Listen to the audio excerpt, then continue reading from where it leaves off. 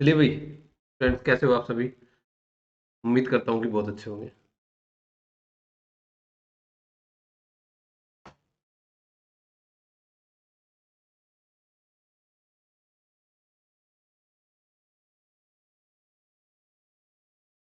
देखिए भाई, पिछले 2 दिनों से मौर्य काल के अंदर हम देख रहे थे कि पहले हमने इनके जो है साहित्यिक स्रोत देखे, और अब हम जो है कल हमने पुरातात्विक स्रोतों के अंदर इनके जो मेजर जो अपने जो रोक एडिक्ट्स थे, यानी कि ये वृहद शिलालेख आप देखते हैं, उनको हमने यहाँ पे देखा।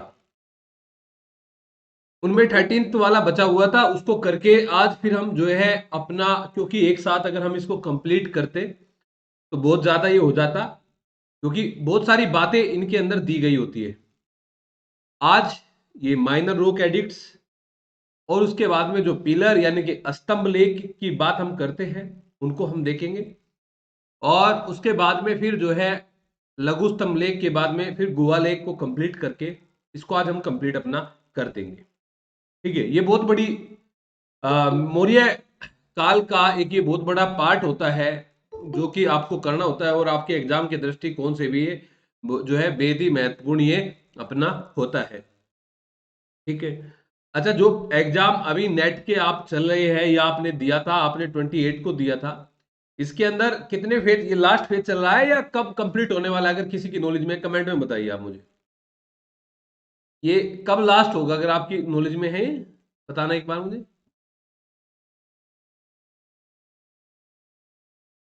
क्या? अच्छा, 15 को कंप्लीट हो गया। ठीक है, यानी कि कल कंप्लीट हो गया है, कल लास्ट था।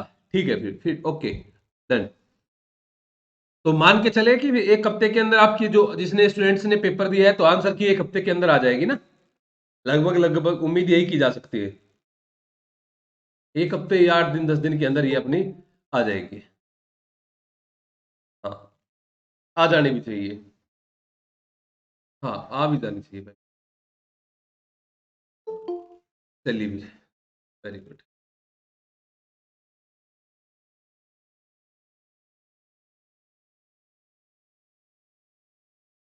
Good evening sir. जी, good evening, good evening, good evening. अच्छा, 31st। जी, गुड इवनिंग। बस टाइम से आया करे भाई, थोड़ा सा ना टाइम से, सब स्टूडेंट टाइम से ज्वाइन किया करिए। Good evening sir. जी, good evening. Okay, done done, mic off. ठीक है। अब जी, नमस्कार नमस्कार नमस्कार। दो चीजों का विशेष तौर पे ध्यान रखना है भाई सभी ने। एक तो टाइम का ध्यान रखना है कि 5 बजने से पहले जो है सभी स्टूडेंट्स को क्लास को ज्वाइन करना है, और ये रेगुलर वे में आपको ध्यान रखना है, ये एक दिन की बात नहीं है, या मुझे बार बार बोलनी पड़ी, मुझे बार बार बोलना पड़े ये बात, वो भी ठीक नहीं लगता है ना। तो इन चीजों को आपने विशेष तौर पे यहाँ पे ध्यान रखना है भाई। अब हम देखिए, एक बार 2 से 4 मिनट के अंदर, जो कल 1 घंटे के अंदर मैंने बताया, उसको 2 से 4 मिनट के अंदर रिवाइज करा देता हूं।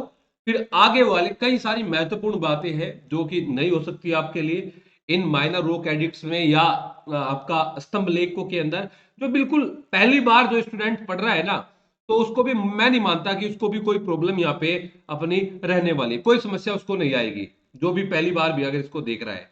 ठीक है ना। तो ये मान के चलना कि शुरुआत से आपके लिए भाई, है ना। तो आप ये एक चीज जाननी है आपने कि हमने वृहद स्तंभ लेख, लघु स्तंभ लेख, वृहद शिलालेख, लघु शिलालेख, या स्तंभ लेख या गुहा लेख आपने देखा। अच्छा, एक चीज हमें लगता है कि पता नहीं इनमें प्राचीन कौन सा होगा, नया कौन सा होगा, या कौन सा पहले लिखा गया है, कौन सा बाद में लिखा गया है ना। ये चीज भी हमें डाउट रहती है कि भाई ऐसा हो सकता है कि पहले वृहद लिखा गया होगा, फिर लघु लिखा गया होगा, फिर इनमें ये स्तंभ लिखा गया होगा, फिर इनमें जो है गुहा लेख लिखा गया होगा। जिस प्रकार से हम पढ़ते हैं, तो बहुत सारे स्टूडेंट यही मान के चलते होंगे कि इसी क्रोनोलॉजी के आधार पे इनको लिखा भी गया होगा जहां पे इनको पढ़ा गया है। लेकिन सबसे पहले इनमें जो कौन सा लिखा गया है, कई बार आ जाता है ये भी, कई बार आ जाता है कि जो माइनर वाला है ना, जो लघु वाला है, ये इनमें सबसे पहले लिखा गया है, जिनको आज हम देखेंगे, जो बहुत सारा जो है पहले तो, क्योंकि आपने, हाँ, क्योंकि आप जब देखते हैं इनको कि बहुत सारे उत्तर भारत से और कई सारे जो है ये आपको दक्षिण भारत से जो है ये साइट्स हमें प्राप्त होती है, जहां जो कि सबसे प्राचीन है। हालांकि इनको आप मेजर वाली कैटेगरी में इनको नहीं रखते, जो मेजर यानी कि लघु ये दीर्घ शिलालेख, वृहद शिलालेख के अंदर आप जो पढ़ते हैं उनको, लघु वालों को उनमें नहीं रखते, इनको आप अलग रखते हैं, इनको आप यहाँ पे अलग रखते हैं। तो मैंने कल आपको बताया था कि वे 8 विभिन्न स्थान हैं जो कि जहां से वृहद शिलालेख मिले हैं। उनमें चाहे आप बात गुजरात की करें, चाहे उनमें बात आप उत्तराखंड के देहरादून की करें, चाहे उनमें बात आप जो है यहाँ पे अपना गुजरात इधर 2 उड़ीसा वालों की करें, चाहे उनमें बात आप महाराष्ट्र वाले की करें, चाहे उनमें बात आप आंध्र प्रदेश वाले की करें, चाहे उनमें बात आप जो है 2 ये अपना पाकिस्तान वाले की करें, शाहबाज गढ़ी मानसेरा की करें, चाहे फिर आप देखिए एक सन्नति भी आ जाता है कई बार कि सन्नति जो है ये वृहद शिलालेख के अंदर ही हमें मिलता है। सन्नति जो कर्नाटक वाला, कई बार एक बार शायद ये पेपर में भी आपसे पूछा गया था, जो सन्नति वाला है ना, सन्नति कर्नाटक के अंदर ये वृहद शिलालेख में आ जाता है। देखिए यहाँ पे 14 के 14 लेख तो यहाँ पे, हाँ, कर्नाटक के गुलबर्ग में 14 के 14 लेख तो यहाँ पे सन्नति के अंदर नहीं मिलते हमें, लेकिन जो है यहाँ पे 12वां लेख, यहाँ पे 13वां लेख, यहाँ पे पृथक कलिंग शिलालेख, यहाँ पे द्वितीय कलिंग शिलालेख, ये 4 लेखों की यहाँ पे प्राप्ति होती है, ये 4 लेखों की यहाँ पे प्राप्ति होती है। तो इस प्रकार आप देख सकते हैं कि इसको भी आप वृहद शिलालेख के अंदर आप यहाँ पे काउंट करते हैं सन्नति को। अब आप सन्नति से पहले जब आप देखिए, जब आपने मान लिया महाराष्ट्र वाला पढ़ा, अभी आपने मान लिया कि महाराष्ट्र वाला पढ़ा और महाराष्ट्र में आपने ये सोपारा वाला पढ़ा, सोपारा वाला पढ़ा, ये जो आपका थाना जिला से मिलते हैं। क्या यहाँ पे आपको 14 के 14 लेख अवेलेबल है? नहीं, यहाँ पे 14 के 14 लेख आपको अवेलेबल नहीं मिलते हैं जो कि बृहद शिलालेख है। यहाँ पे आपको जो कि अभी नष्ट अवस्था के अंदर है, लेकिन 8वां और 9वां, विशेष तौर पे 8वां, ये 8वां वृहद शिलालेख की यहाँ पे हमें जानकारी होती है। थोड़ा थोड़ा कहीं कहीं बोला गया है कि 9वां भी प्राप्त हुआ है, और आज के समय में आप देखेंगे कि ये थाना जिले में तो है, क्योंकि ये क्वेश्चन हमारे बनते हैं बहुत सारे, आगे हम देखेंगे कि ये थाना जिले में है, लेकिन इनको अभी कहां पे रखा गया है, ये वृहद शिलालेख कहां पे है वर्तमान में? अगर आप देखें तो वर्तमान में अगर आप देखें ये बंबई के अंदर है, वर्तमान में अगर आप देखें इनको तो ये आपका बंबई के अंदर है। और बंबई में कहां पे है? बंबई में जो महाराजा, ये जो अपने शिवाजी महाराज का जो एक अपना वो है, वहां पे संग्रहालय है शिवाजी महाराज का, उनके उसमें ये अवेलेबल है, सोपारा वाला, सोपारा वाला। देखिए ये ऐसे इस तरीके से आपसे क्वेश्चन पूछा जा सकता है कि ये शिवाजी महाराज के संग्रहालय में स्थित है। हम नॉर्मली हम क्या जानते हैं कि आपका भी जैसे कि स्तंभ लेख आएगा, स्तंभ लेखों के अंदर हम देखेंगे एक हमारा दिल्ली टोपरा है, एक हमारा दिल्ली मेरठ है। हम क्या मोटे मोटे तौर पे हम ये जान लेते हैं कि ये दिल्ली टोपरा, दिल्ली मेरठ जो है ये पहले मेरठ में हुआ करता था, अब दिल्ली में है। ये पहले जो है आपका अंबाला के आसपास हुआ करता था, कहीं यमुनानगर, जगाधरी, कई जगह सहारनपुर भी आ जाता है, ये जो है अब दिल्ली में है। ये दोनों के दोनों जो है फिरोज शाह तुगलक के द्वारा नदी मार्ग से, ये बात ध्यान रखना है, फिरोज शाह तुगलक के द्वारा ये नदी मार्ग से दिल्ली पहुंचाए गए। पूछे जा सकते हैं कि सड़क मार्ग से या नदी मार्ग से, कौन से मार्ग से दिल्ली पहुंचाया गया इनको, तो आप बोलोगे कि इनको नदी मार्ग से दिल्ली पहुंचाया गया। लेकिन विशेष बात क्या है, हम आपने देख लिया कि विशेष बात ये है कि दिल्ली पहुंचाया गया, नहीं, इसमें यह भी है कि दिल्ली में दोनों की दोनों जो है, दिल्ली टोपरा, दिल्ली मेरठ जो है, ये दोनों के दोनों एक जगह पे नहीं है कि कभी आप सोचे कि ये दोनों के दोनों दिल्ली में एक ही जगह पे है। दोनों के दोनों ये जहां पे आज आप फिरोज शाह कोटला, यानी कि फिरोज शाह कोटला का अब तो नाम चेंज कर दिया गया है स्टेडियम का, अब तो आप उसको अरुण जेटली स्टेडियम के नाम से आप जानते हैं, जो आप दिल्ली के अंदर देखते हैं ना, जो फिरोज शाह के द्वारा बसाया गया, बसाया गया जो 5वें नंबर का जो शहर था, बसाया गया 5वें नंबर का तो था ना, 5वें नंबर का, मोहम्मद बिन तुगलक का 4थे नंबर का और इनका 5वें नंबर का, तो वही कोटला, वहां पे फिरोजाबाद के अंदर जो अंबाला वाला है, जो दिल्ली टोपरा वाला है, वो वाला तो इन्होंने वहां पे स्थापित कराया अपना, वो वाला तो इन्होंने वहां पे स्थापित कराया अपना दिल्ली टोपरा वाला। और जो आप दूसरा देखते हैं जो दिल्ली मेरठ वाला है, ये वहां पे नहीं है फिरोजाबाद, कभी आप सोचो कि कोटला के अंदर ही दिल्ली मेरठ वाला है। जो दिल्ली मेरठ वाला है ये जो अपना है, ये नॉर्थ दिल्ली, जो ये दिल्ली यूनिवर्सिटी जो है, दिल्ली यूनिवर्सिटी का जो कैंपस है, इसके आसपास में, यानी कि जहां पे हिंदूराव हॉस्पिटल है, हिंदूराव हॉस्पिटल के पास में इसको एक शिकार महल के नाम से जिसको जाना जाता है, तो शिकार महल या कुस्क ए शिकार, कुस्क कुस्क ए शिकार जो था, वहां पे ये अवेलेबल है, जो दिल्ली मेरठ वाला है, जो दिल्ली मेरठ वाला है। तो इनको आप याद रखना, जहां पे हाँ दिल्ली मेरठ वाला ये कुस्क ए शिकार या शिकार महल के अंदर ये स्थापित है। और जो दिल्ली टोपरा वाला है वो कोटला के अंदर है, लेकिन आप उसको दिल्ली टोपरा के नाम से नहीं जानोगे वहां पे कि दिल्ली टोपरा, उनके कई सारे नाम वहां पे रखे गए हैं। इनके 2 नाम और हैं जो आपने याद रखने हैं, एक नाम दिल्ली टोपरा वाले का है मीरान ए जरीन, एक नाम है मीरान ए जरीन। अगर आपसे पूछा जाए कि अशोक का कौन सा शिलालेख या अभिलेख मीरान ए जरीन के नाम से जाना गया है, तो आप बोलोगे दिल्ली टोपरा जो स्तंभ लेख है इसको मीनार ए जरीन के नाम से जाना गया है। अगर आपसे पूछा जाए कि अशोक के कौन सा स्तंभ लेख या शिलालेख को सवर्ण स्तंभ बोला जाता है, सवर्ण स्तंभ बोला जाता है, लोरिया नंदनगढ़ को या रामपुरवा को या लोरिया अर्राज को या कौन से को बोला जाता है सवर्ण स्तंभ, तो आप बोलोगे कि सवर्ण स्तंभ भी दिल्ली टोपरा को बोला जाता है, सवर्ण स्तंभ भी दिल्ली टोपरा को बोला जाता है। तो यानी कि मेरे कहने का मतलब क्या है कि अगर आपसे पूछा जाए कि भाई नाम परिवर्तन करके क्या रखा गया है या कौन सी जगह पर यह स्थापित है, तो इस चीजों को आपने याद रखना। मेरा सोपारा से याद आ गया था कि भाई सोपारा जो है ये छत्रपति संग्रहालय महाराज शिवाजी महाराज संग्रहालय के अंदर बंबई में ये आपका स्थापित है। तो इसी प्रकार अपने कोटला और ये दिल्ली यूनिवर्सिटी वाला गंगाराव जो हिंदू राव हॉस्पिटल जो है इसके आसपास का जो क्षेत्र है यहाँ पे ये अवेलेबल है। तो ये बात आपने यहाँ पे ध्यान रखनी है। तो मैं जैसे कि आपको बता रहा था कि अभी जो ये बृहद शिलालेख है या मेजर रॉक एडिक्ट्स है, आपको जो गुजरात उत्तराखंड या आपके दो उड़ीसा धौली जोगढ़ या फिर आपका कर्नाटक आंध्र प्रदेश या महाराष्ट्र के अंदर या दो पाकिस्तान के अंदर है, इनकी कोई ना कोई विशेष बात मैंने आपको बताई थी, सभी की बताई थी। अगर मैं आपसे बोलूं विशेष बात एर्रागुडी की मैंने ये बताई थी कि एर्रागुडी में जो लिपि लिखी गई थी ना वो सभी में तो बाएं से दाएं लिखी जाती है, जैसे आप लिखते हैं बाएं से दाएं अपनी लिपि लिखते हैं, लेकिन एर्रागुडी में क्या है, एर्रागुडी में अलग था। ये एर्रागुडी में राइट टू लेफ्ट लिखा गया था, राइट टू लेफ्ट लिखा गया था। गिरनार की विशेषता क्या बताई थी मैंने, गिरनार की विशेषता बताई थी कि ये शिलालेखों में सबसे सुरक्षित शिलालेख है। गिरनार की विशेषता ये बताई थी कि ये शिलालेखों में सबसे सुरक्षित शिलालेख है, इसकी बात भी मैंने आपको ये बताई, सबसे सेफ है ये गिरनार, है ना। जब बात करते हैं हम स्तंभ लेखों की तो वहां पे आप लोरिया नंदनगढ़ को याद रखते हैं और यहाँ पे आप गिरनार को याद रखते हैं। जब मैंने आपको कालसी के बारे में बताया था तो कालसी के बारे में एक चीज ये बताई थी कि यमुना नदी और टोंस नदी जो है उसके संगम पर है, यमुना और इसके टोंस के ये अपना संगम पर है, ठीक है। और इनके यहाँ खोज करते तो याद रखनी है कि किट्टो किसका खोज करता है, फॉरेस्ट किसका है, वाल्टर इलियट किसका है, या ये अपना जो अलग अलग खोज करता है वो तो हमें सभी का यहाँ पे याद अपना रखना है, ठीक है। ये तो आपने देखना ही देखना है।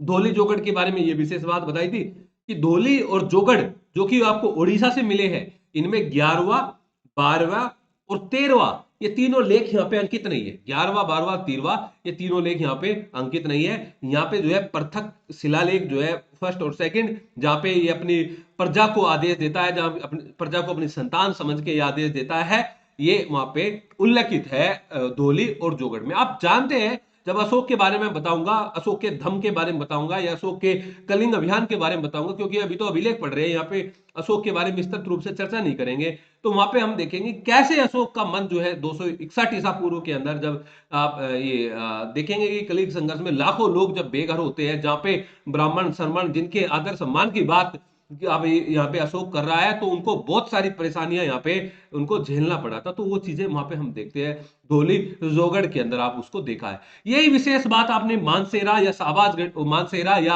आपने ये पाकिस्तान के अंदर जो दूसरा अपना था, क्या नाम था दूसरे वाले का, मानसेरा के अलावा दूसरा जो हमारा वृहद शिलालेख मिला है उसका नाम था आपका,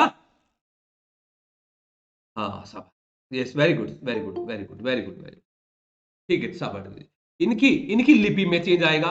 देखिए आप एक चीज देख रहे हैं यहाँ पे, अभी तक आप कभी आप सोचे कि अशोक के जो शिलालेख है कहीं आ गया, किसी मैंने क्विज में कहीं दे दिया कि वो संस्कृत में लिखे गए हैं, तो आप क्या बोलोगे, अशोक के शिलालेखों की भाषा क्या संस्कृत थी, आप बोलोगे नहीं, अशोक के शिलालेखों की जो भाषा थी, भाषा खरोष्टी नहीं थी भाई, खरोष्टी भाषा थोड़ा होती है, खरोष्टी तो आपकी लिपि होती है, ब्राह्मी आपकी लिपि होती है, आर्मेयिक आपकी लिपि होती है, ये लिपि थी आपकी, भाषा तो जो थी वो प्राकृत थी, भाषा तो प्राकृत थी, लिपि जैसे कि मैं खरोष्टी की बात कर रहा था शाहबाजगढ़ी और मानसेरा के अंदर, तो शाहबाजगढ़ी और मानसेरा में जो है यहाँ पे खरोष्टी लिपि मिलती है। अदरवाइज आप देखेंगे कि जितने भी केव्स वगैरह या जितने भी स्तंभ लेख या जितना जो भी कुछ मिलेगा वो ज्यादातर जो प्रयोग जो किया गया है वो आपकी ब्राह्मी लिपि का प्रयोग किया गया है।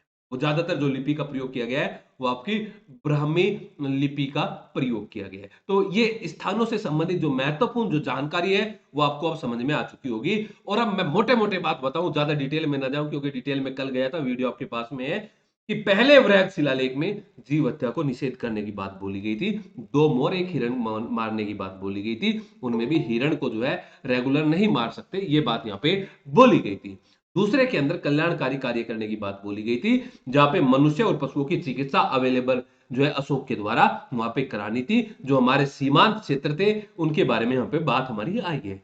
तीसरे में हमें बोला है कि जो हमारे कुछ अधिकारी है ना, ये प्रादेशिक रज्जुक जो जिन पे और कई सारे डिपार्टमेंट है, इनका ये भी कार्य है कि प्रति 5 वर्ष जो है राज्य का दौरा करेंगे और प्रत्येक 5 वर्ष के बाद में ये वहां पे जानेंगे, उनको वो वहां पे अपना बोलेंगे कि माता पिता का सम्मान करना चाहिए, कम खर्च करना चाहिए, कम संग्रह करना चाहिए, इस प्रकार की बात ये हमारे अधिकारी करेंगे। 12 वर्ष के बाद यह आदेश जो है यहाँ पे अशोक के द्वारा लागू किया गया था। इसके बाद में आप चौथा जवाब देखते हैं, चौथा बोला गया कि युद्ध वगैरह में कुछ नहीं रखा है, युद्ध वगैरह में कुछ नहीं रखा है। जो भेरी घोष है एक नहीं, भेरी घोष नहीं, हमें भेरी घोष से जो है धम घोष के अंदर स्थानांतरण कर लेना चाहिए।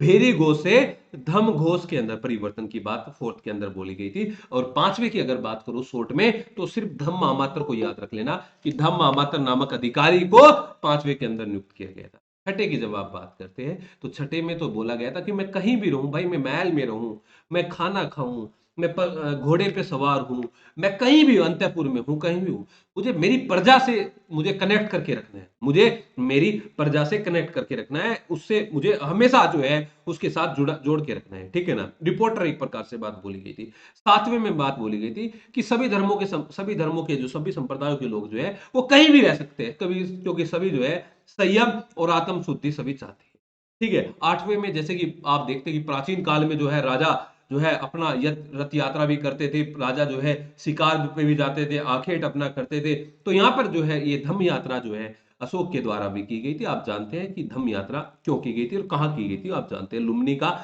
अशोक के जीवन काल में कितना महत्वपूर्ण स्थान है वो आप देखते हैं।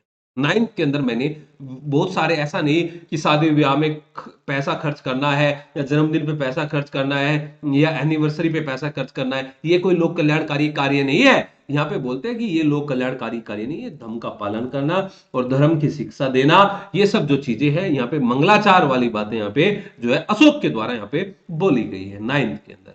और 10th के अंदर क्या बोली गई है, 10th के अंदर क्या बोली गई है अगर मैं आपसे पूछूं, 9th में मंगलाचार है और 10th में है आपका, हाँ, धम्म नीति को यहाँ पे श्रेष्ठ बोला गया है, धम्म नीति को यहाँ पे श्रेष्ठ बोला गया है। 11th में और बता दीजिए, 11th में।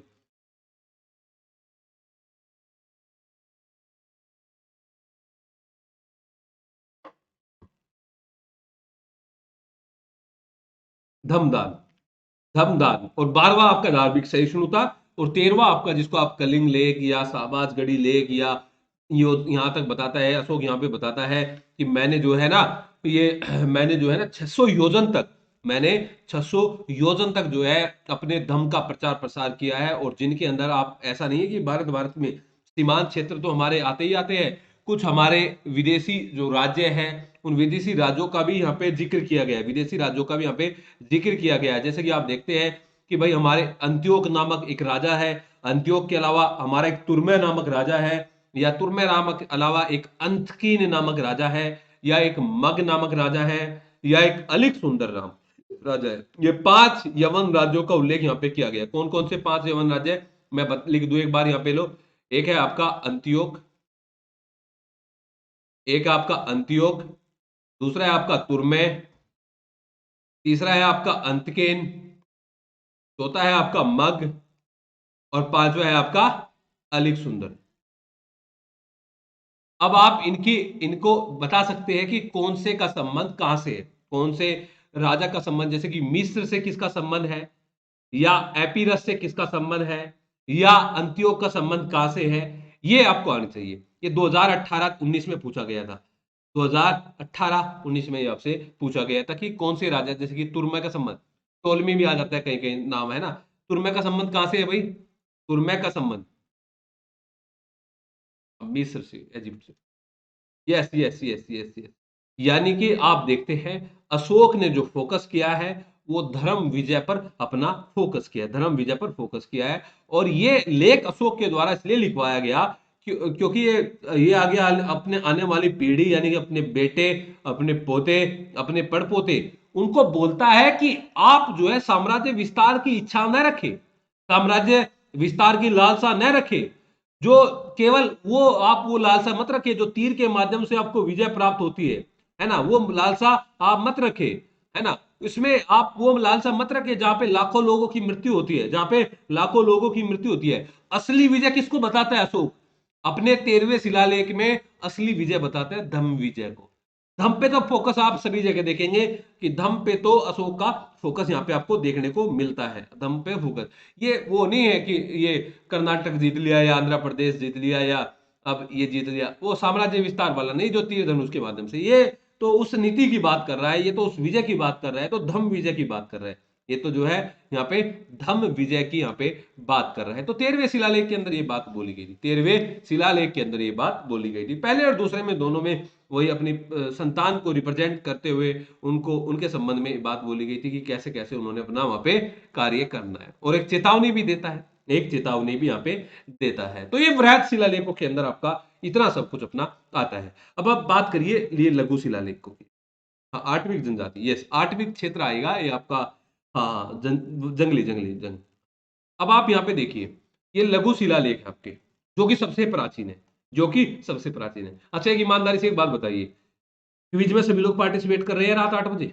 कभी आप बाद में बोले कि हमारा क्वेश्चन प्रैक्टिस नहीं हुई, ये तो नहीं बोलेंगे ना कि क्वेश्चन प्रैक्टिस नहीं हुई लास्ट में कभी? जो मैं यहां करा रहा हूं, आपको ध्यान में रखते हुए ही, आपको ध्यान में रखते हुए ही रात को 8 बजे उन्हीं क्वेश्चन की क्विज में वहां पे करा रहा हूं। तो आप जो है ज्यादा से ज्यादा, मतलब ज्यादा से ज्यादा क्या, सभी स्टूडेंट एक रिवीजन आपका हो जाएगा।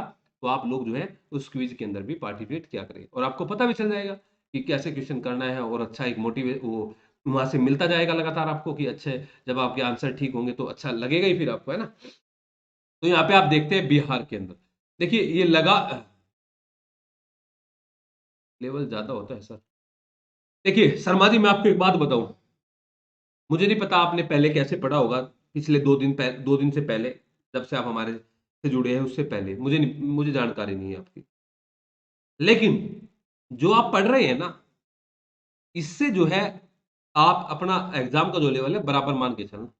ये कभी आप मैं सोचो आपको कि मैं बच्चों वाले क्वेश्चन आपको करा दूं, या बेसिक बेसिक बातें आपको बता दूं, और आपका मन में खुश कर दो, और आप भी उससे सेटिस्फाई आप हो जाए कि हाँ जो पढ़ा वो याद हो गया है, और वही एग्जाम में आ जाए, वही आपका एग्जाम में आ जाए, तो ऐसा संभव नहीं है। ये तो आप मान के चलिए जो हम कर रहे हैं ना, इससे भी थोड़ा एक्स्ट्रा और हमें करने की जरूरत है,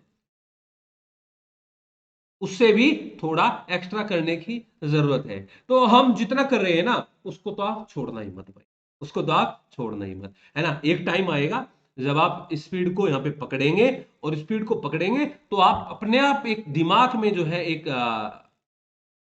एक अपनी क्रिएटिविटी जो है दिमाग में खुद से आपकी बनती चली जाएगी कि हाँ यही लेवल है, इसी लेवल पे हमने काम करना है, इस लेवल पे अगर हम काम करेंगे तो आपकी चीजें अच्छे से निकल के आ जाएगी, ठीक है। तो जब हम लघु शिलालेखों को हम देखते हैं तो ये हमारे बिहार से भी मिला है, ये हमारा उत्तर प्रदेश से भी मिला है, ये हमारा मध्य प्रदेश से भी मिला है, ये हमारा राजस्थान से भी मिला है, ये हमारा कर्नाटक से भी मिला है, और नीचे एक हो रहा है ये आंध्र प्रदेश से भी, लो आंध्र प्रदेश से भी। ये हमारे लघु शिलालेख मिले। अच्छा, आपके दिमाग को कैसे काम करना चाहिए? आपका दिमाग काम करना चाहिए कि क्या मेजर रॉक एडिक्ट्स भी बिहार से मिला है, क्या वृहत शिलालेख भी बिहार से मिला है? तो आपका दिमाग क्या बोलेगा? अरे मेजर रॉक एडिक्ट्स मिला है कि नहीं मिला है, बताइए मिला है कि नहीं मिला है? मेजर रॉक एडिक्ट्स बिहार से मिला है क्या? नहीं मिला है, नहीं मिला है। माइनर रॉक एडिक्ट्स मिला है? लघु शिलालेख मिला है क्या? लघु शिलालेख मिला है क्या? हाँ मिला है, ये तो लघु की बात करेंगे ना। क्या वृहद स्तंभ लेख मिला है? क्या ये स्तंभ लेख मिला है, वृहद स्तंभ लेख बिहार से? क्या वृहद स्तंभ लेख मिला है? तो यस, मिला है। ये जो आपका लोरिया अर्रास, लोरिया नंदनगढ़, रामपुरवा, ये कहां से मिला है? ये बिहार से तो मिला है। क्या लघु स्तंभ लेख बिहार से मिला है? क्या लघु स्तंभ लेख बिहार से मिला है? क्या लघु स्तंभ लेख बिहार से मिला है? मिला है। कौन सा मिला है लघु स्तंभ लेख में बिहार से? कौन सा मिला है लघु स्तंभ लेख में बिहार से? बताइए ना मुझे, सोचिए ना, दिमाग पे जोर दीजिए ना। लघु स्तंभ लेखों में बिहार से कौन सा मिला है? लघु स्तंभ लेख मैं बोला हूं, लघु स्तंभ लेख।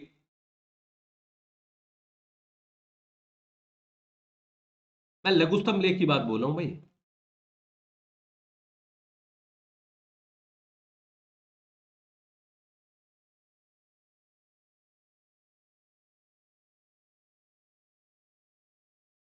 अच्छा, लघु स्तंभ लेख की जब आप बात करते हैं, हाँ, लघु स्तंभ लेख की बात करते हैं, या तो सांची पढ़ते हैं, या सारनाथ पढ़ते हैं, या कौशाम्बी पढ़ते हैं, या रुक्मिणीदेवी पढ़ते हैं, या निगलीबा पढ़ते हैं। ये सब आप पढ़ते हैं, ये सब आप पढ़ते हैं लघु स्तंभ लेख में, तो वहां पे बिहार वाला तो प्रॉपर ऐसा नहीं मिलता है। अच्छा, जब आप देखते हैं कि हमारा, जब गुहा गुहा लेख हमारी आती है, जब केव्स हमारी आती है, तो बताइए क्या केव्स बिहार से मिली है? तो आप बोलते हैं यस, बिहार से मिली है।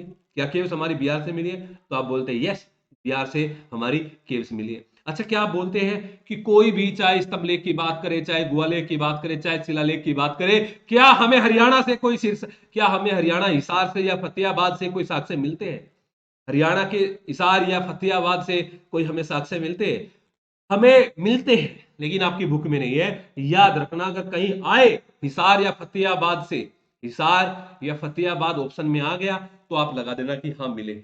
आप लगा देना कि हमें ऐसी पहचान हुई है कि हाँ ये अशोक के शिलालेख है, हिसार या फतेहाबाद से। क्या दिल्ली से लघु शिलालेखों की प्राप्ति हुई है? कैलाश, जो ये अपना कैलाश, ईस्ट कैलाश जो है, या बाहुपुर जो है, क्या दिल्ली से हमें लघु शिलालेखों की प्राप्ति हुई है? तो आप बोलते हैं यस, दिल्ली से जो नई खोज हुई है, उसमें जो है हमें प्राप्ति हुई है लघु शिलालेखों की। तो ये चीजें आपने इस तरीके से आपने याद रखनी है। तो बिहार से, बिहार के सहसा राम से, बिहार के सहसा राम से हमें जो है यहाँ पे लघु शिलालेखों की प्राप्ति हुई। बिहार के सहसा राम से लघु शिलालेखों की प्राप्ति हुई। ज्यादा जानकारी इसमें ये नहीं रखनी है कि कहां से क्या मिला, वो ज्यादा मैटर नहीं करता। क्या उत्तर प्रदेश से मिला है? क्या उत्तर प्रदेश से हमें लघु शिलालेख मिला है? आप बोलोगे मिला है, लेकिन मिला कहां से है? तो उधर से अपना टच है, बिहार से टच है, या उस क्षेत्र से जो टच है, कौन सा डिस्ट्रिक्ट है वो हमारा? वो हमारा डिस्ट्रिक्ट है आपका ये कालीन भैया वाला, कालीन भैया वाला मिर्जापुर, कालीन भैया वाला मिर्जापुर, जो उत्तर प्रदेश से हमें लघु शिलालेख मिला है। मध्य प्रदेश से तो हमें कई सारे मिले हैं भाई। मध्य प्रदेश से तो हमें कई सारे मिले हैं। कौन कौन से मिले, एक बार बता देना। कौन कौन से मिले हैं? एक तो आप देखते हैं गुर्जरा, एक आप देखते हैं रूपनाथ, एक आप देखते हैं गुर्जरा रूपनाथ, एक आप देखते हैं सारो मारो, और चौथा, चौथा पनगुडरिया, चौथा आप देखते हैं भाई पनगुडरिया।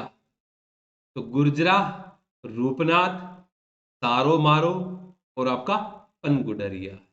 अब आप बात करिए राजस्थान की। क्या हमें राजस्थान से कोई साइट मिली है?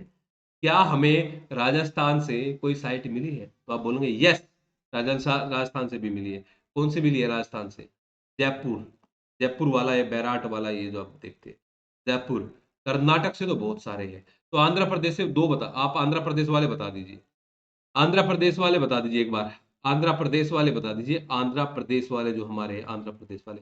एक तो है आपका राजुल मंडागिरी, एक तो है आपका राजुल मंडागिरी, जो कर्नूल जिले से मिला है, राजुल मंडागिरी। और जो दूसरा है आपका, वो कौन सा है भाई? एर्रागुडी तो है ही, एर्रागुडी, जो आपको वृहद शिलालेख में मिला है। अब कर्नाटक वालों में ये याद रख, ये ऐसे तो याद, ये तो रहेगा ही आपका कि हाँ यार ये मिला, ये मिला, ये मिला, ये मिला। तो आपके इनके डिस्ट्रिक्ट भी याद रखने हैं, कि जैसे कि गोवी मठ अगर मिला है, तो गोवी मठ मैसूर के पास में मिला है। सिद्धपुर अगर मिला है, सिद्धपुर लिख दीजिए। कौन कौन से मिले हैं भाई आपको कर्नाटक से? साथ के साथ याद करो ना। आप क्यों सोच रहे हैं कि बाद में हमें ये पढ़ना पड़ेगा? अरे साथ के साथ अगर याद कर लोगे ना, मान के चलिए रिवीजन में फिर आपको कोई समस्या यहाँ पे नहीं आने वाली है। ये बात आपके देखना, यह बात आप देख लेना। सिद्धपुर, सिद्धपुर, सिद्धपुर, यस। पुडे गोलम, यस, पुडे गोलम, सिद्धपुर उड़े गोलम। ठीक है। तो ये हमारे ये हमें जो है कई सारे ऐसी लघु शिलालेख मिले हैं, कई सारे हमें जो है ये आपको लघु शिलालेख मिले हैं। लेकिन इनमें डिस्ट्रिक्ट भी आपसे पूछ लिया जाता है भाई, जैसे कि आपको मध्य प्रदेश के एक गुर्जरा जो है, ये मध्य प्रदेश का जो गुर्जरा है, ये कौन से डिस्ट्रिक्ट से मिला है आपको? मध्य प्रदेश का जो गुर्जरा है, ये आपको एक दतिया जिला पड़ता है, दतिया, दतिया जिला से मिला है, ये आपको जो है दतिया जिला से मिला है। और जो रूपनाथ है कौन से जिले से मिला है भाई, रूपनाथ, रूपनाथ कौन से जिले से मिला है, तो रूपनाथ जो है आपका ये आपके जबलपुर से मिला है। ये आज कई लड़कियां आई नहीं है वहां पे, नीलम वगैरह रेखा, ये आपके जबलपुर से मिला है। और सारो मारो कहां से मिला है आपका, सारो मारो, सारो मारो कहां से मिला है आपका भाई, सारो मारो, ये आपका शहडोल, शहडोल, शहडोल, शहडोल। और पन गुडरिया कहां से मिला भाई, पन गुडरिया, पन गुडरिया, ये और बता दो पन गुडरिया, सीहोर डिस्ट्रिक्ट से, सीहोर डिस्ट्रिक्ट से आपका ये मिला है, सीहोर डिस्ट्रिक्ट से आपका ये मिला है, सीहोर डिस्ट्रिक्ट से आपका मिला है मास्की, मास्की। अच्छा ये मास्की जो मिला है ना, ये मास्की या गुर्जरा मिला है, गुर्जरा आपने देख लिया है मध्य प्रदेश में, मास्की कर्नाटक में देखा है, मास्की हो गया, गुर्जरा हो गया, नेतूर हो गया, या फिर एक उड़े गुलाम हो गया। इनमें चारों में क्या कॉमन बात है, मास्की में, गुर्जरा में, नैतूर में, उड़े गुलाम में, इनमें विशेष बात यह है कि यहाँ पे इस राजा का नाम जिसके बारे में अभिलेख लिखा गया है, इनका नाम अशोक मिलता है। देखिए जब जेम्स प्रिंसेप ने अशोक के अभिलेखों को पढ़ा ना, अभिलेख को तो पढ़ लिया लेकिन ये नहीं पता लग पाया कि अशोक नाम उनको नहीं पढ़ मिला। वो प्रियदर्शी या पियदर्शी या अलग अलग नामों का प्रयोग वहां पे वो करते थे, वो पियदर्शी या प्रियदर्शी अलग अलग नामों का प्रयोग वहां पे अपना करते थे। तो मस्की, गुजरा, नेतूर और उड़े गुलाम, इन ये आपने याद रखना है। अच्छा जो राजस्थान वाला जो बैराट वाला है ना, भाबरू बैराट वाला, इसकी भी एक विशेष बात है। इसकी क्या विशेष बात, अगर आपसे कोई पूछे, भाबरू बैराट राजस्थान वाले की भी एक विशेष बातें है कि यहाँ पे जो बौद्ध धर्म के जो बुद्ध धम्म संघ, जो त्रिरत्न है ना, वो त्रिरत्न मिलते हैं, बुद्ध धम्म संघ, बौद्ध से जुड़ा हुआ है, बौद्ध से जुड़ा हुआ है, बौद्ध से जुड़ा हुआ है, ठीक है। ये अपने लघु शिलालेख आपने याद रखने हैं। अब आप बात करिए इन पिलर इंस्क्रिप्शन की, अब आप बात करिए पिलर इंस्क्रिप्शन की। देखिए ये आपको पिलर दिख रहा होगा, यहाँ पे ये पिलर आपको शो हो रहा है ना, स्क्रीन के ऊपर देखिए आप, शो रहा है आपको ना?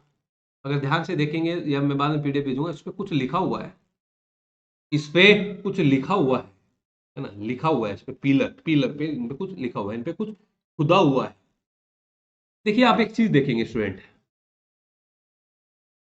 कि जैसा 2000 2500 साल पहले की बात है, जो पिलर ये खुदे गए थे या पे लिखा गया था, आज भी साइनिंग एज इट इज बनी हुई है। दिल्ली टोपरा, दिल्ली मेरठ, या इन सभी की बात आप करेंगे, या जहाँ पे बिहार वाले गए हो आप देखा होगा आपने। लेकिन आगे आने वाले शासकों ने भी इनमें कुछ ना कुछ इनमें ऐड कराया, आगे आने वाले शासकों ने भी इनमें कुछ ना कुछ इनमें ऐड कराया। जैसे कि हम बात करते हैं, हम बात करते हैं ये विग्रहराज की, विग्रहराज जो कि चौहान वंश के शासक में आता है, पृथ्वीराज चौहान वाले शासक में आता है, विग्रहराज चतुर्थ। उन्होंने भी अपने यहाँ पे, अशोक ने तो देखो धर्म को लेकर यहाँ पे इनकी इनको अंकित कराया था, लेकिन उन्होंने अपनी मानता, अपनी विजय वर्णन इन स्तंभ लेखों के ऊपर अपने उन्होंने भी अपने यहाँ पे अंकित यहाँ पे कराई। विग्रहराज चतुर्थ के यहाँ पे 3 अभिलेख मिलते हैं दिल्ली टोपरा वाले में। अब आपको जानकारी है क्या इसकी, विग्रह राज चतुर्थ के भी 3 अभिलेख मिलते हैं दिल्ली टोपरा वाले में, दिल्ली टोपरा वाले में। और ये सबसे प्रसिद्ध स्तंभ लेख है। ये जो दिल्ली टोपरा आपको दिख रहा है ना, चाहे ये सहारनपुर आए ऑप्शन में, चाहे अंबाला आए, चाहे कोई भी आए, है ना, ये आप लगा लेना कि वहां पे होता था, ठीक है। दिल्ली टोपरा ये सबसे प्रसिद्ध है, बड़ा नहीं बोल सकते, सबसे प्रसिद्ध है। जैसे कि अलग अलग होता है, प्रसिद्ध कोई है, सुरक्षित कोई है, बड़ा कोई है। जैसे कि आपने शिलालेखों में देखा कि सुरक्षित गिरनार है, सबसे बड़ा कौन सा है, सबसे बड़ा 13वां है, 13वां शिलालेख सबसे बड़ा है शिलालेख है। और सबसे ये शाहबाज गढ़ी वाला 13वां वाला जो है सबसे, है ना, हाँ सबसे, हाँ तो ये आप देखिए सबसे प्रसिद्ध है, ये दिल्ली टोपरा वाला जो है सबसे प्रसिद्ध है। शमसे सिराज अफीफ, शमसे सिराज अफीफ जो है एक इतिहासकार, आपने पढ़ा होगा जब आप मध्यकाल आप पढ़ते हैं, और मध्यकाल में शमसे सिराज अफीफ को आपने देखा होगा, उन्होंने अपनी पुस्तक में इनका वर्णन किया। शमसे सिराज अफीफ ने अपनी पुस्तक में इसका वर्णन किया है। और अपना वर्णन क्या किया है कि पहले आप वहां होता था, उसके बाद में जो है फिरोज शाह तुगलक इसको जो है दिल्ली लेके आता है, और कोटला के अंदर जिसको मीरान ए जरीन, इसका नाम रखा गया फिर मीरान ए जरीन, या स्वर्ण स्तंभ, मीरान ए जरीन या सवर्ण स्तंभ, इसका यहाँ पे नाम रखा गया है। नदी मार्ग, देखिए कितना बड़ा ये होता था ना, ये अलग अलग नावों में करके, ये जैसे भी करके नाव में लाया गया था। ये नावों के माध्यम से इसको जो है, यमुना नदी लगती है, आप जानते हैं दिल्ली से कनेक्ट करती है और इधर यमुनानगर से कनेक्ट करती है, तो ये नाव के अंदर लाया गया था। ठीक है, तो दिल्ली टोपरा, ये अभिलेख आपको, ये दिल्ली टोपरा अभिलेख याद रहेगा भाई। अगर आपसे बेसिक बातें दिल्ली टोपरा के बारे में आपसे पूछी जाए तो ये बेसिक बातें याद रहेगी। सबसे प्रसिद्ध, हाँ ये सबसे प्रसिद्ध है। इसको आप फिरोज शाह की लाट के नाम से भी जानते हैं, इसको आप भीमसेन की लाट के नाम से भी जानते हैं, इसको आप दिल्ली शिवालिक लाट के नाम से भी जानते हैं, इसको आप दिल्ली शिवालिक लाट के नाम से भी इसको आप जानते हैं। और ये चीज आप देख लिए है कि भाई जो है आपका किसके नामों से इनको जाना गया है, ये चीज आप देखिए। क्योंकि आगे इससे फिरोज शाह तुगलक का संबंध है, एक अभिलेख आगे आएगा, उसका आपका औरंगजेब के साथ में संबंध होगा, उस अभिलेख का औरंगजेब के साथ में संबंध होगा, कौन सा अभिलेख होगा वो अभी आगे आएगा। तो इतना याद रखना है। यह है आपका दिल्ली मेरठ। देखिए ये दिल्ली टोपरा है ना, आप जानते हैं कि 7 स्तंभ लेख मिले हैं, 7 स्तंभ लेख मिले हैं, 7 लेख मिले हैं, 7। इस दिल्ली टोपरा वाले पर सातों के सातों लेख अंकित हैं।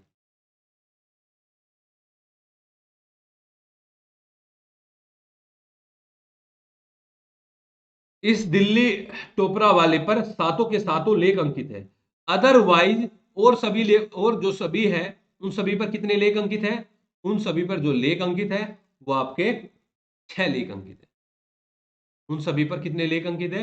6 लेख अंकित है। इस पर सभी सातों के साथ, वही बात समझे ना आप, जो मैंने अभी आपको वृहद शिलालेखों के अंदर बताया कि किसी पर सिर्फ 8वां मिला है, और सबसे पहले वाला जब हम देखते हैं कि पहले वाले पे 12वां नहीं मिला है, अदरवाइज सारे के सारे ही मिले हैं।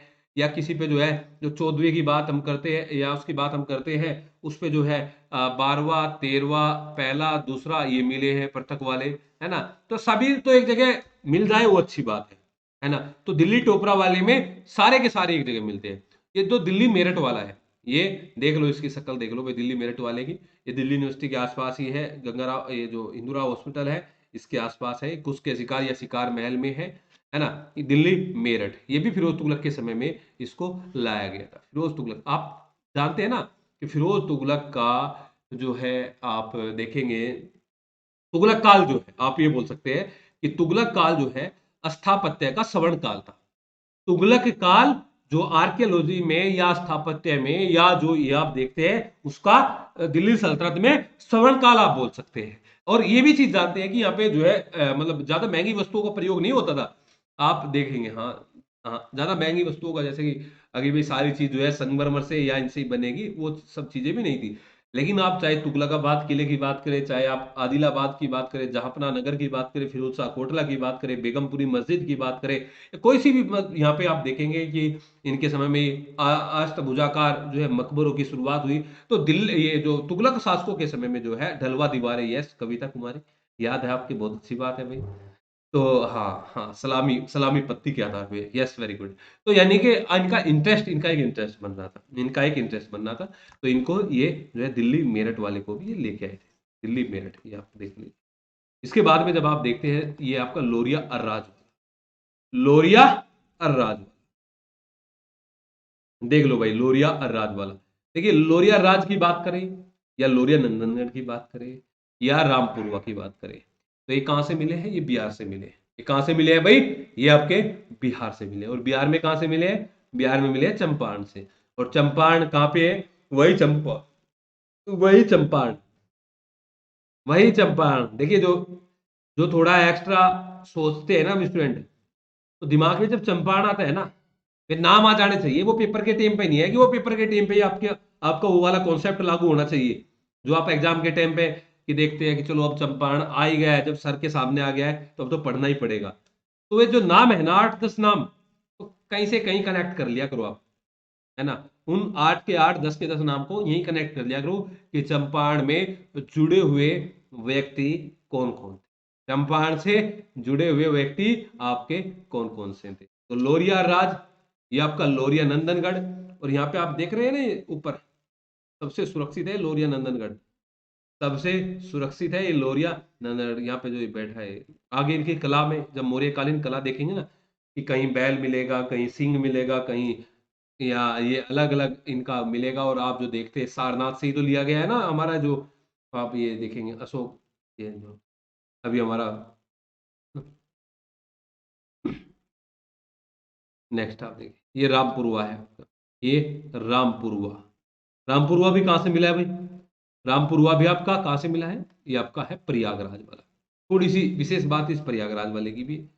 ये प्रयागराज वाला जो है आपका, ये जो प्रयागराज वाला है, ये पहले कहाँ हुआ करता था? ये प्रयागराज वाला पहले कहाँ हुआ करता था अगर आपसे पूछे जाए तो ये पहले कौशाम्बी, ये पहले कौशाम्बी हुआ करता था।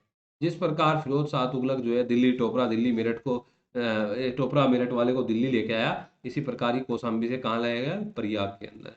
और कौन लाया था इसको? कौन लाया था इसको? जहांगीर। किसके समय किसके टाइम पीरियड की बात है? टाइम पीरियड की बात है अकबर के। टाइम पीरियड की बात है ये आपके अकबर के, अकबर के टाइम पीरियड की ये बात यहाँ पे आपको देखने को मिलती है। हाँ, लोहरी राज राम।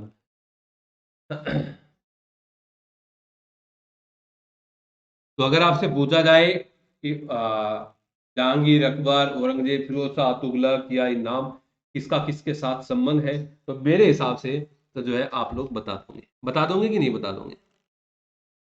बता पाओगे कि नहीं बता पाओगे? अब हम बात करते हैं इनमें जो विशेष बात है और जो याद नहीं रहती। अच्छा, एक लुम्बिनी, लुम्बिनी, एक विशेष बात जो है इनमें वो है ये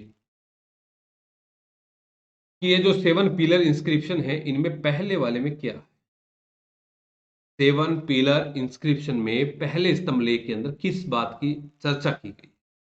जैसे कि वहां पे आपने देखा जीव हत्या पर निषेध, मेडिकल फैसिलिटीज, प्रादेशिक रज्जुक युग, भेरी घोष से धम्म घोष में परिवर्तन, धम्मा मात्र की नियुक्ति, रिपोर्टर, या सभी धर्मों के सार में वृद्धि हो, या फिर आप धम्म यात्रा, मंगलाचार, धम्म नीति पर फोकस, या फिर आप धार्मिक सहिष्णुता, या वो सब चीजें आपने देखी। तो इसी प्रकार आप यहाँ पे देखना कि पहले स्तंभलेख के अंदर जो है अशोक क्या बोलता है, यानी कि देवानाम प्रियदर्शी अशोक क्या बोलता है कि ये मैंने 26 वर्ष बाद ये अंकित कराया, ये स्तंभलेख मैंने 26 वर्ष बाद ये लेख अंकित कराया।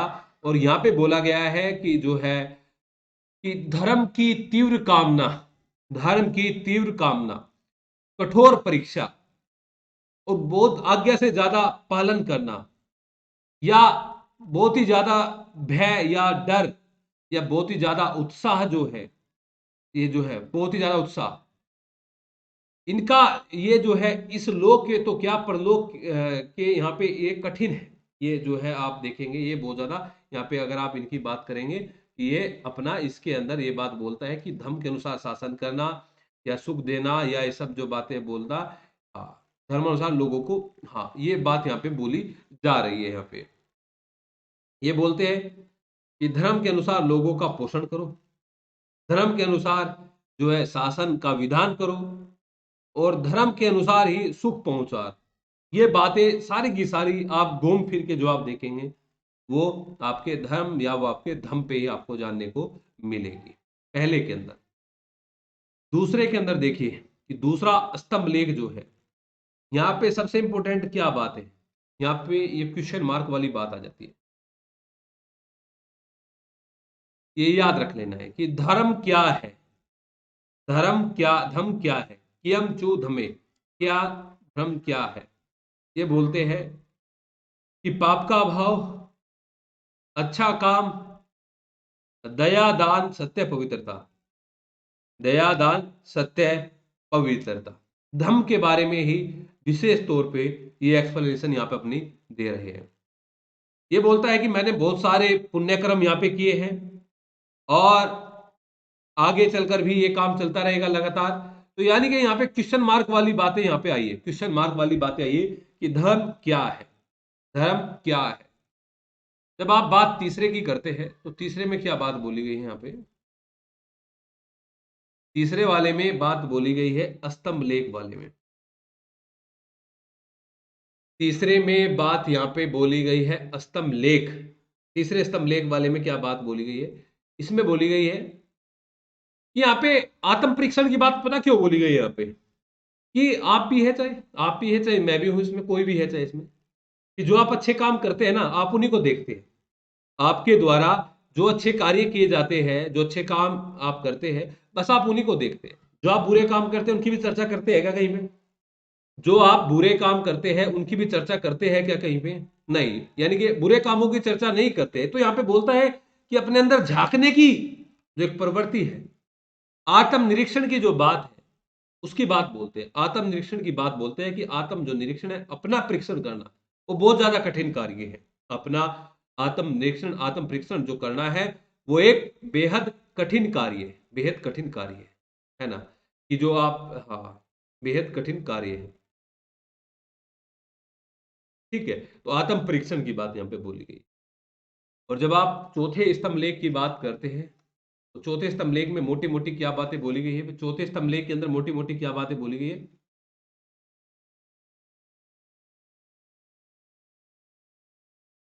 चौथे स्तंभ लेख में,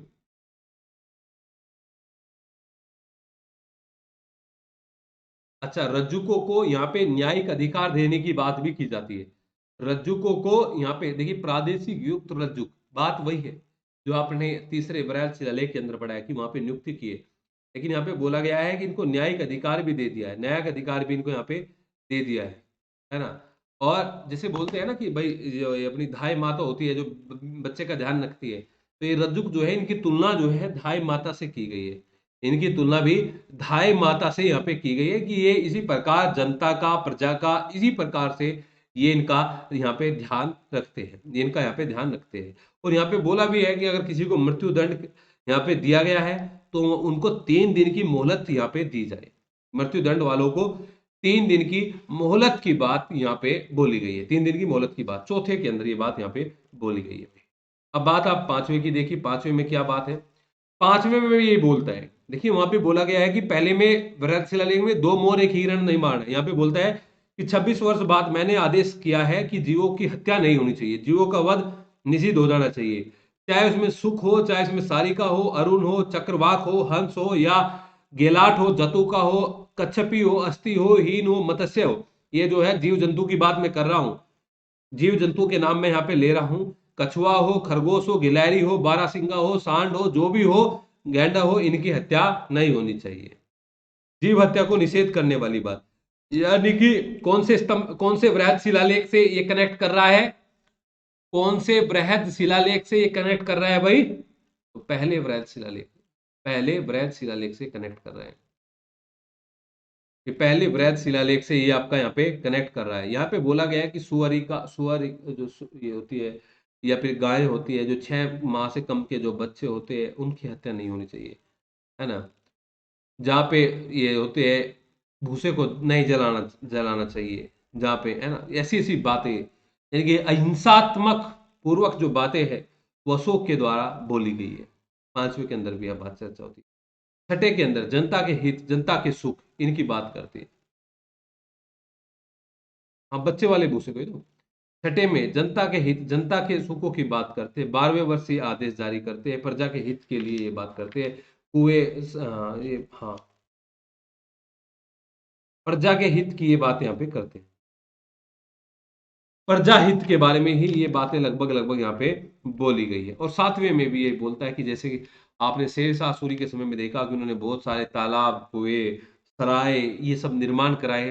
तो सातवें स्तंभ लेख में इन्हीं सब बातों की यहाँ पे चर्चा की गई। सातवें स्तंभ लेख के अंदर इन्हीं सभी बातों की चर्चा यहाँ पे आप देखते हैं कि सड़कों के किनारे बहुत सारे यहाँ पे पेड़ लगवाए मनुष्य और भोजन को, जो है जिससे छाया मिलेगी, जो है उसके आगे आम्र वाटिकाएं लगवाई, 8 कोस पर कुएं खुदवाए, या फिर आप यहाँ पे ऐसी ऐसी चीजें आप यहाँ पे देखिए कि धर्म की जो उन्नति जिससे बढ़ सकती हो सकता है, या धर्म का जो पालन कर है ना, उससे हो सकता है, वो चीज आप यहाँ पे देखेंगे। ये सब चीजें आप यहाँ पे देखते हैं।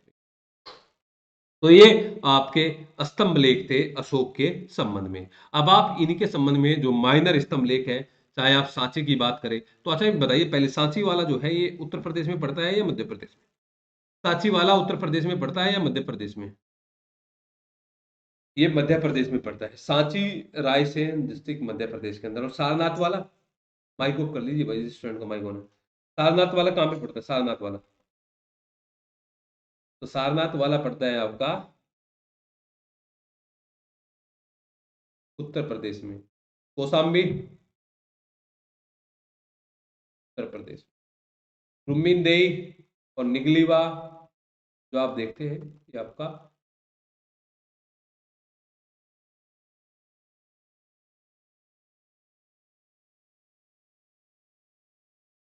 नेपाल, नेपाल के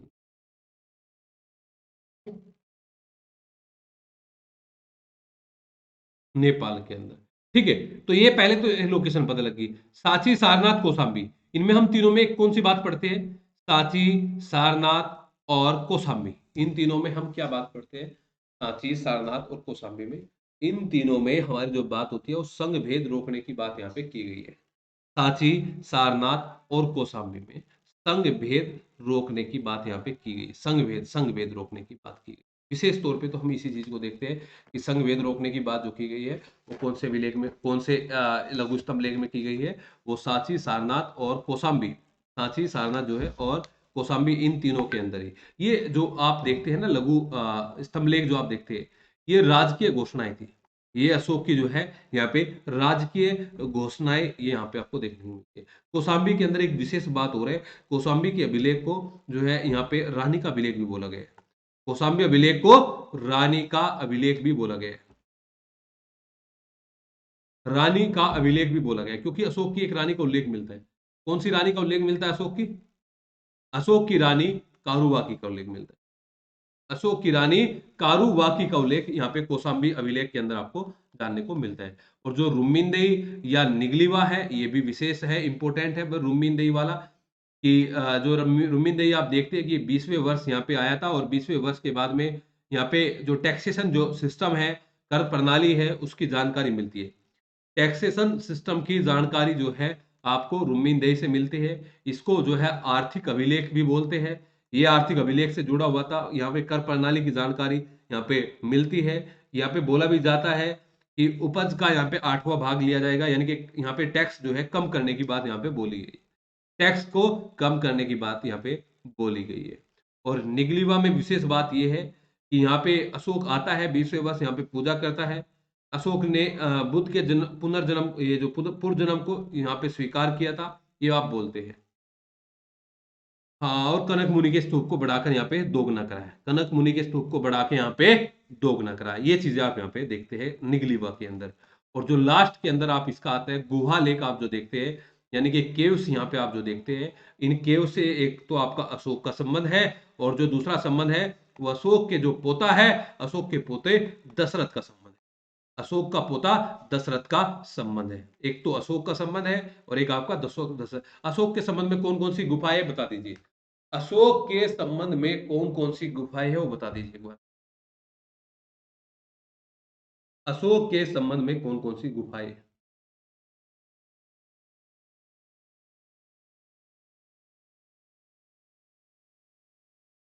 सुदामा और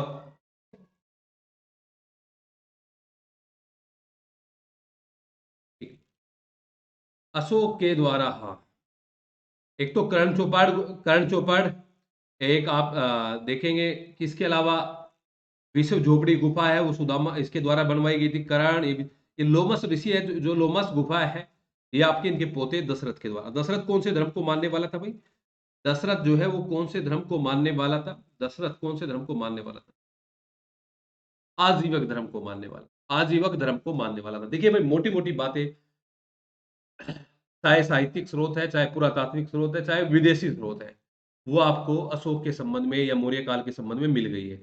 अच्छा, अब आपके दिमाग में दो अभिलेख आ रहे होंगे, एक अभिलेख गोरखपुर वाला और एक अभिलेख जो है आपका ये बांग्लादेश के अंदर जो है महास्थान वाला। बांग्लादेश जो आप मिलता है गोरखपुर के अंदर सोहगोरा, और एक आपका सोहगोरा के अलावा महास्थान। देखिए, इनमें अभी तक ये क्लियरिटी नहीं हो पाई है कि ये जो अभिलेख है, कोई बोलता है ये अशोक के संबंध में थे, कोई बोलता है ये चंद्रगुप्त मौर्य के संबंध में थे, कोई बोलता है कि ये आगे आने वाले टाइम पीरियड के संबंध में थे, सोगोरा मास्तान। बात यही बोली जाती है कि राजकीय घोषणा जो की थी अभिलेखों के लिखवाने की, वो राजकीय घोषणा अशोक के द्वारा की गई थी। वो राजकीय घोषणा अशोक के द्वारा ही की गई थी, राजकीय उद्घोषणा। तो ये जो चीज आप यहाँ पे देखते हैं, विशेष तौर पे इनका जो जिक्र आता है सो गोरा और माँ स्थान का, इनका जिक्र आता है वो आपका अकाल के संबंध में निपटने के उपायों से संबंधित। अकाल के संबंध में निपटने से उपायों से संबंधित इनका जिक्र यहाँ पे हमारा आता है। तो गोरा मास्तान, इतना आपने याद रखना है। अब हमारी जो चर्चा होगी और जो बहुत ही महत्वपूर्ण चर्चा है, या हम तो बेसिक बेसिक बातें जानते हैं सिर्फ चंद्रगुप्त मौर्य या बिंदुसार से, कल के जो टॉपिक में हमारी जो चर्चा होगी वो चंद्रगुप्त और बिंदुसार दोनों को कॉमन करके हम यहाँ पे पढ़ेंगे। और जब चंद्रगुप्त पढ़ाऊंगा तो इससे रिलेट करता हुआ तो आपको सिकंदर के बारे में भी मैं समझाऊंगा थोड़ा, क्योंकि जब हम चंद्र जब हाँ जब यहाँ पे ये चंद्रगुप्त पढ़ेंगे तो सिकंदर के बारे में आपको जानकारी होनी चाहिए। बिंदुसार, अशोक अकेला, अशोक तो भाई अकेले लेक्चर में अकेला ही आएगा। ठीक है, तो अगला कल का लेक्चर चंद्रगुप्त बिंदुसार पे, और उसके बाद में हमारा अशोक के संबंध में, फिर इनका प्रशासन, आर्थिक, सामाजिक और इनकी कला के संबंध में हमारा होगा भाई। अब दूसरी बात ये है, एक तो डाउट तो आप पूछोगे, जो भी पूछ सकते हैं, अभी आपको मैं डाउट का समय दूंगा 5 मिनट। एक तीसरी चीज है कि क्विज वाली बात मैंने आपको बता दी, और एक ये बात है कि आपका जो भी परिचित है वो आप इंट्रोड्यूस करिए भाई। अगर आपको अच्छा लग रहा है, देखिए आप अगर आप समय दे रहे हैं हमारे साथ, आप जुड़ रहे हैं या जुड़ भी रहे हैं पहले से भी, तो आपके नोन में जो भी है नेट दे रहा है, चाहे सब्जेक्ट दे रहा है, चाहे फर्स्ट पेपर दे रहा है, तो उनसे कनेक्टिविटी बनवाइए। देखिए अगर कोई है तो ठीक है, और आप अपनी जिसकी फी ड्यू है भाई वो फी कर देना, मुझे रोज रोज ना बोलना पड़े, ये बात है। ओके, अब किसी का कोई भी डाउट है वो आप बोल दीजिए।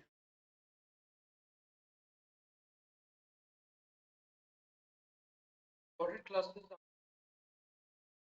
हाँ, ऑडिट क्लासेस आपकी कौन बोले आप? राहुल राहुल आपको राहुल रिकॉर्डिंग मिलती नहीं क्या? रिकॉर्डेड क्लास था रिकॉर्डेड क्लास। रिकॉर्डिंग आपके ग्रुप में नहीं आ रही है क्या? आप व्हाट्सएप पे ऐड है ना? व्हाट्सएप पे आप ऐड है ना भाई? वहीं पे मिलेगी अभी। हो सकता है कि मैंने दूसरे ग्रुप में शेयर कर दी और भूल गया हूं मैं, मतलब बाय द वे। तो मैं अभी अगर कल की नहीं हुई है तो मैं अभी कर देता हूँ, कल वाली को मेरी ये भी। आपको व्हाट्सएप ग्रुप जो टारगेट वाला आपका नया जो ग्रुप बना है ना, तो उसी में मिलेगी आपको रिकॉर्डिंग। ओके, चलिए।